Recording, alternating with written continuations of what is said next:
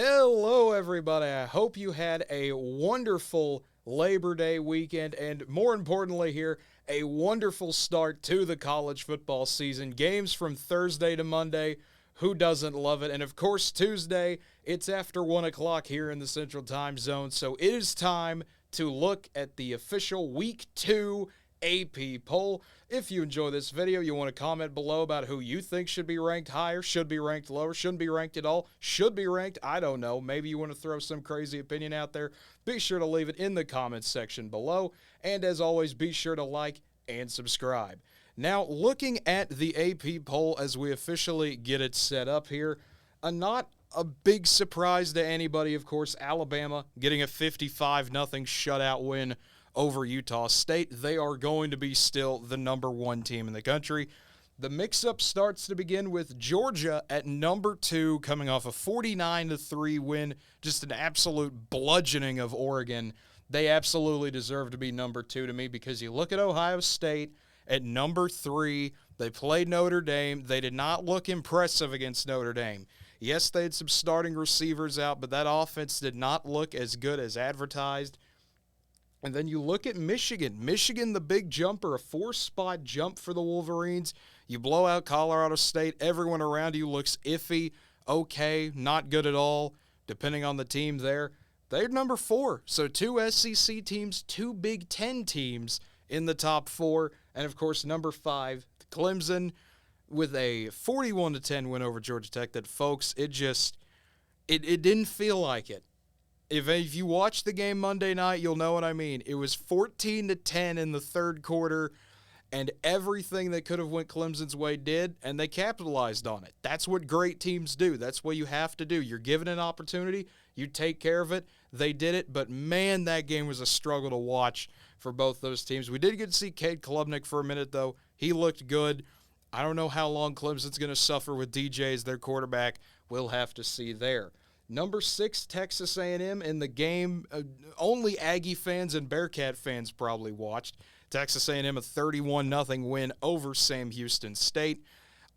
This game, it existed. That's about all I can say about it. You had a giant rain delay at halftime.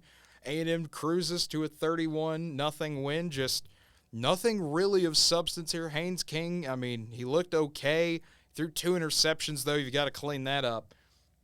Look at it. Oklahoma number 7. Oklahoma also getting the benefit of the doubt with some teams falling in front of them. Sooners looking good in their 45-13 win over UTEP.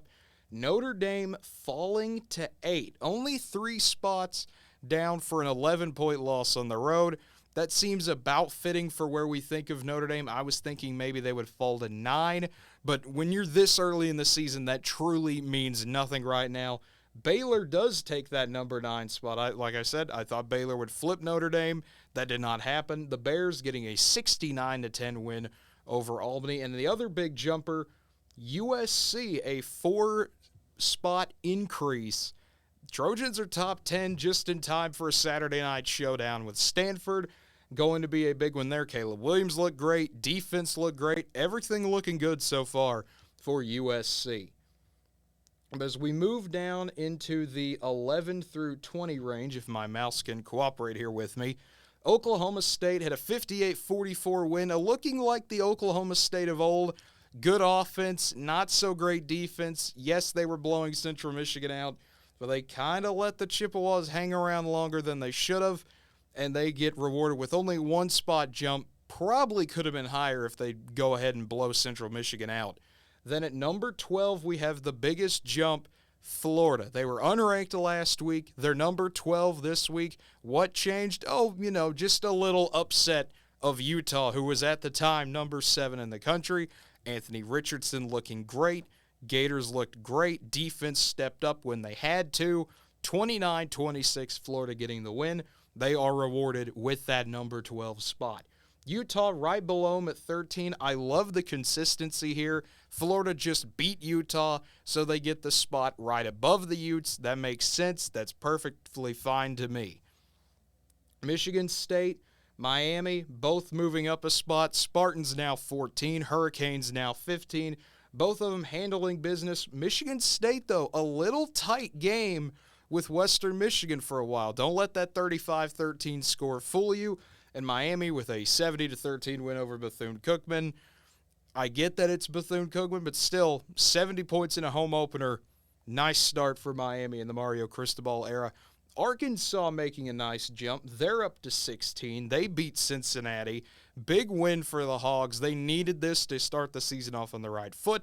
I still think Arkansas is a serious contender this year to be a pretty darn good football team, and they got off on the right track. Even though they didn't play their best, Cincinnati didn't either. They took advantage. That's what great teams have to do. Pittsburgh at 17. They win the backyard brawl on Thursday night. A great game if you haven't watched it. Obviously, check the highlights out from that game. 38-31, Pitt gained the win. Still a lot of room for improvement for Pittsburgh. Keaton Slovis had a few plays where he just did not look that great. Needs to fix his reads a bit. Defense looked suspect at times, especially against the run game of West Virginia. If they can get that fixed, Pitt could be a serious contender in the ACC once again, if they aren't already.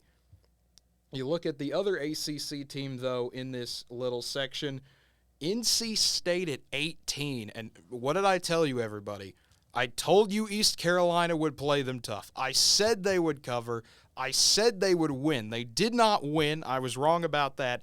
But when you miss a PAT and you miss a field goal, they got so close. 21-20, NC State beats East Carolina. And my goodness, the Wolfpack already off to a bad start. They're running into the problems I thought they would. They have a good defense, but their offense has to improve. And with already an injury to one of their tight ends, he's going to be out 4 to 6 weeks. I do not see that relief coming for the Wolfpack. 18 seems to be an appropriate spot for them so far. Wisconsin, they also take a step down. I really don't get this. You win 38-0, you just take care of business. That's what Wisconsin does. Nothing flashy, nothing special, just good, hard football. And they're not really rewarded with anything here, falling to 19. Kentucky at 20 for a 37-13 win over Miami of Ohio. Wildcats staying the same. That sets up a big matchup. Florida-Kentucky this week, going to be a good game there. And then BYU moving up to 21. They got a demolition win pretty much over South Florida, 50-21 there. BYU looking good so far. We'll see how good they are when Baylor comes to Provo this Saturday. And then Ole Miss and Wake Forest each dropping a spot. Then wanted to jump BYU up over them. I understand that there. I really don't know why Ole Miss and Wake both dropped. They both took care of business. Defenses looked fine. Offenses looked fine. Ole Miss still trying to figure things out. They get a 28-10 win over Troy. They've given people problems before. Wake Forest 44-10 over VMI. They got their win there. And then another newcomer, Tennessee, entering the fray. The Volunteers, number 24 in the country. They set up a big matchup with Pitt this week, another top 25 game. It's going to be fun. I really do think if you do not have a game in that 2:30 slot, Tennessee and Pittsburgh is going to be that game. We'll talk more about it on our show tonight. We'll talk more about it on our show Thursday night on twitch.tv/NWTV7. But the final team, Houston at number 25, they survive in triple overtime against the Roadrunners of UTSA. Clayton Tune balled out when he had to. Houston's going to have to do it again. They play Texas Tech this week. That is going to be a lot of fun. And looking at the teams that dropped out, you could obviously guess Oregon dropping out. You get beat by 46 points. You deserve to drop out. That's just a fact right there. Cincinnati also falling out for losing to Arkansas. That's what happens when you're already that close. But looking at our top 5 out, Oregon, Penn State, Texas, Cincinnati, and Florida State, in that order, are the first 5 looking in, trying to find their way to get into that AP poll. We'll talk more about some of those teams, some of those matchups over the course of this week.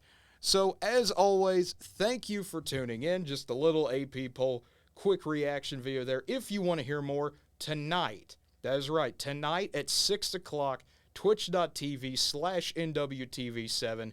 If you want to follow us on Twitch to be notified about that, you can. Follow us on Facebook, Twitter, Instagram, at NWTV7. You'll get more notifications, or you can subscribe right here to the Guys Who Stare at Stats channel. We'll post the whole live stream tonight, and you will be caught up for another fun college football Saturday. Until then, have a good one, everybody.